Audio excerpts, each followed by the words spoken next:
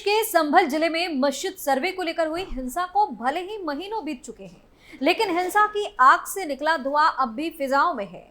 इस हिंसा में कई लोगों की मौत हो गई थी, जिसके बाद से सियासी बवाल भी खड़ा हो गया था और यही वजह है कि सूबे की योगी सरकार किसी भी हाल में आरोपियों को बख्शने के मूड में नहीं है और ताबड़तोड़ एक्शन से कट्टरपंथियों में भगदड़ मची हुई है। नमस्कार, कैपिटल टीवी उत्तर प्रदेश देख रहे हैं और मैं हूं आपके साथ दिव्या सिंह। इस खास प्रोग्राम पर्दाफाश में आपका स्वागत है। पर्दाफाश में बात होगी संभल हिंसा मामले में हो रहे कई बड़े खुलासे की। दुबई में रची गई थी दंगों की साजिश, पुलिस ने किए कई सनसनीखेज खुलासे।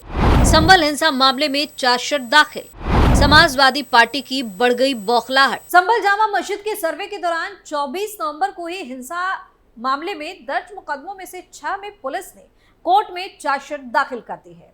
पुलिस ने इन 6 मुकदमों के 208 आरोपियों के खिलाफ 4175 पन्ने में आरोप पत्र दाखिल किया है। इसमें 4 आरोप पत्र में से 4 संभल कोतवाली में दर्ज मुकदमे के और 2 नखाशा थाने में दर्ज केस के हैं। 19 नवंबर 2024 को सिविल जज सीनियर डिवीजन आदित्य कुमार की कोर्ट में संभल की जामा मस्जिद के हरिहर मंदिर होने का दावा किया। इसी दिन न्यायालय ने रमेश सिंह राघव को कोर्ट कमिश्नर नियुक्त किया था और उन्होंने शाम को मस्जिद का सर्वे किया। इसके बाद 24 नवंबर की सुबह जब कोर्ट कमिश्नर डीएम और एसपी की मौजूदगी में मस्जिद का दोबारा सर्वे करने पहुंचे तो बवाल खड़ा हो गया। हिंसा में 4 लोगों की जान भी गई थी और काफी संख्या में पुलिसकर्मी घायल भी हुए थे। इसको लेकर बवाल में 7 एफआईआर दर्ज हुई थी, जिसमें 5 एफआईआर कोतवाली संभल और 2 थाना नखासा में दर्ज हुई थी। 6 मुकदमों के विवेचकों ने मुख्य न्यायिक मजिस्ट्रेट अर्चना सिंह की कोर्ट में अब चार्जशीट दाखिल किया है। सांसद बर्क पर दाखिल नहीं हुई चार्जशीट। बवाल को लेकर दर्ज मुकदमों में से एक में संभल के सपा सांसद जियाउर रहमान बर्क को भी नामजद किया गया है।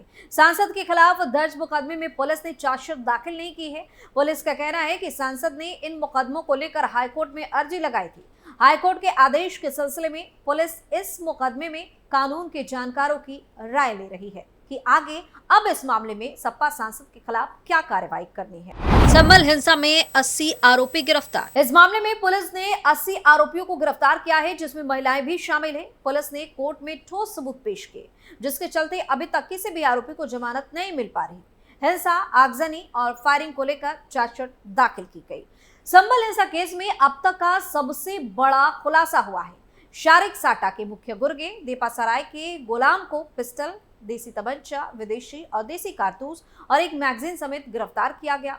शारिक साटा को पूर्व सांसद शफीकुर रहमान बर्क का संरक्षण था।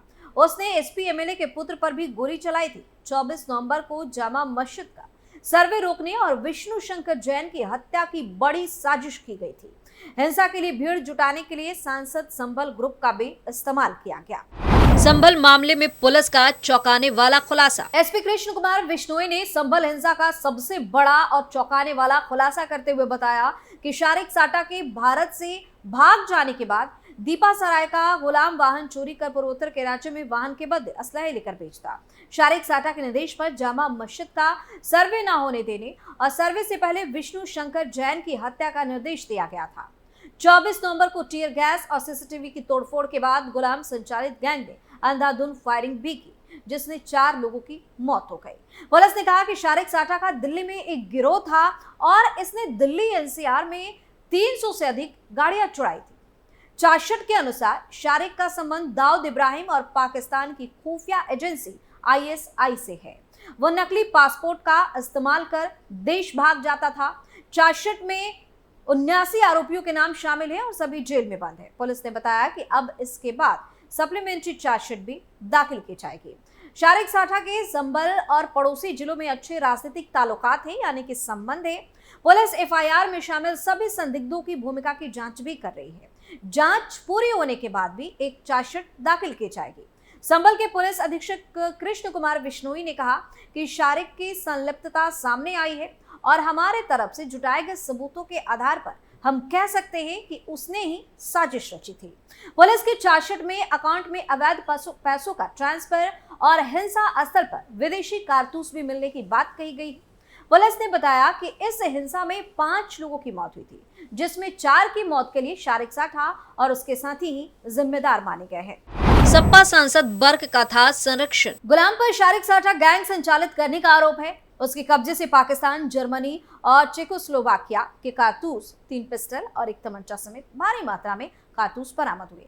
पूर्व सांसद शफीकुर रहमान बर्क का शारीरिक साटा को संरक्षण के अलावा 2014 में एसपी एमएलए के पुत्र सुहेल इकबाल पर गोली चलवाने का भी पुलिस दावा कर रही है। एसपी कृष्ण कुमार बिश्नोई का दावा है कि गुलाम एक ऐप और शारीरिक साटा की पत्नी के मोबाइल नंबर से उससे बात करता था। पुलिस ने गुलाम के मोबाइल से शारीरिक साटा के 2 मोबाइल नंबर भी मिलने का दावा किया। पुलिस रिकॉर्ड के अनुसार गुलाम पर 20 मुकदमे दर्ज है। जेल में बंद महिला आरोपी हुई रिहा। यूपी के संभल में हिंसा के दौरान हुई पत्थरबाजी के आरोप में जेल में बंद एक महिला को सीजेएम कोर्ट ने रिहा कर दिया है। हिंसा से जुड़े मामले में यह महिला जेल में बंद पहली आरोपी है जिसने कोर्ट ने साक्ष्य होने के अभाव में 1 लाख रुपए के मुचलके पर रिहा किया, जबकि इसके अलावा जेल में बंद 79 आरोपियों में से अभी तक किसी और की जमानत नहीं हो सकी है। दरअसल 24 नवंबर 2024 की हिंसा में शामिल 4 महिलाओं सहित 80 आरोपियों को संभल पुलिस गिरफ्तार करके जेल भेज चुकी है। इसमें 4 महिलाओं को पत्थरबाजी के आरोप में पुलिस ने गिरफ्तार करके जेल भेजा था। जेल में बंद हिंदूपुर खेड़ा इलाके की निवासी आरोपी फरहाना की जमानत के लिए वकीलों के तरफ से पैरवी की जा रही थी। बीते दिन संभल जिले की चंदौसी स्थित सीजेएम कोर्ट ने फरहाना के खिलाफ साक्ष्य यानी कि सबूत न होने के अभाव में उसे 1 लाख रुपए के मुचलके पर रिहा करने का आदेश जारी कर दिया। एडवोकेट गनी अनवर ने बताया कि 24 नवंबर के हिंसा के मामले में हिंदूपुरा खेड़ा की फरहाना को गिरफ्तार किया गया था। इसके बाद हमारी तरफ से महिला के निर्दोष होने की जानकारी देते हुए प्रार्थना पत्र पुलिस और प्रशासनिक अधिकारियों को दिया गया। मामले में पुलिस और प्रशासन की तरफ से निष्पक्ष जांच करने का आश्वासन मिला था। जांच पूरी होने के साथ ही महिला के खिलाफ कोई साक्ष्य नहीं मिले, जिस पर प्रशासनिक स्तर पर महिला को रिहा कर दिया गया। बर्क के आवास मामले में 27 फरवरी को सुनवाई। संभल के सपा सांसद जियाउर रहमान बर्क के बिना नक्शा पास कराए मकान बनाने के मामले में अब अगली 24 फरवरी को तिथि सुनवाई के लिए निर्धारित की गई। आपको बता दें कि बीती 23 जनवरी को अधिवक्ताओं की आपत्ति के बाद एसडीएम ने पालिका ईओ और जेई की आज्ञा रिपोर्ट के बाद कुछ और साक्ष्य प्रस्तुत करने के लिए समय मांगा था। बीते 10 फरवरी को एसडीएम ने अर्थदंड के रूप में 500 रुपए का आर्थिक जुर्माना भी ठोका था। संभल के सपा सांसद जियाउर रहमान बर्क को नियत प्राधिकारी विनियम क्षेत्र एसडीएम संभल मिश्र के समक्ष उपस्थित होकर बिना नक्शा पास कराए मकान निर्माण के मामले में अपना जवाब दाखिल करना था। सांसद की ओर से अधिवक्ता कासिम जमाल और मोहम्मद नईम ने प्रस्तुत होकर साक्ष्य उपलब्ध कराने के लिए समय मांगा। आपको बता दें कि बिना नक्शा पास कराए मकान निर्माण Uttar Pradesh regulation of building operation act 1958 का उल्लंघन है। सपा सांसद को बिना नक्शा पास कराए मकान निर्माण के मामले में 3 नोटिस दिए गए। बीती 23 जनवरी को सांसद के अधिवक्ता ने जेई की रिपोर्ट को गलत ठहरा दिया था। एसडीएम वंदना मिश्रा ने बताया कि माननीय सांसद जी को साक्ष्य और पक्ष रखने के लिए 1 सप्ताह का समय भी दिया गया। इस मामले में 24 फरवरी की तिथि नियत की गई है। सपा नेता शिवपाल यादव का विवादित बयान। वहीं संभल हिंसा को लेकर समाजवादी पार्टी के दिग्गज नेता शिवपाल सिंह यादव के बिगड़े बोल सामने आए हैं। हाल ही में संभल पुलिस ने संभल हिंसा में पत्थरबाजी कर रहे लोगों की तस्वीरों के पोस्टर इलाके में लगा दिया था। वहीं सपा नेता शिवपाल सिंह यादव संभल हिंसा मामले पर सवाल लगातार उठाते रहे और अब उनका कहना है कि समाजवादी पार्टी की सरकार बनेगी तब संभल पर हुए जुल्म की कहानी लिखी जाएगी। साथ ही उन्होंने कहा कि मौजूदा सरकार से न्याय की उम्मीद नहीं कर सकते। सपा की सरकार आएगी तब संभल सबसे ऊपर होगा। इसी मामले पर मौजूदा सरकार में डिप्टी सीएम केशव प्रसाद मौर्य ने मीडिया से बातचीत करते हुए कहा कि पुलिस ने चार्जशीट दाखिल कर दी है। दंगा के सभी दोषियों पर कड़ी से कड़ी कार्रवाई की जाएगी, किसी को भी बख्शा नहीं जाएगा। तो संभल हिंसा मामले में अलग अलग खुलासे हो रहे हैं जो हैरान करने वाले हैं। वहीं सीएम योगी के ताबड़तोड़ एक्शन से उपद्रवियों में हलचल मची हुई है। पर्दाफाश में फिलहाल के लिए इतना ही। देखते रहिए कैपिटल टीवी उत्तर प्रदेश। नमस्कार।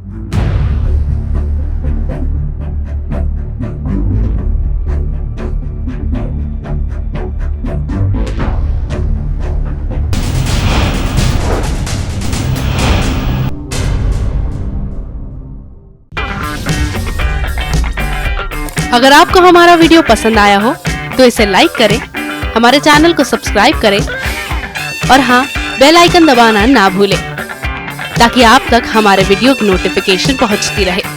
आप अपना सुझाव हमें कमेंट बॉक्स में दे सकते हैं। हमारे साथ जुड़ने के लिए शुक्रिया।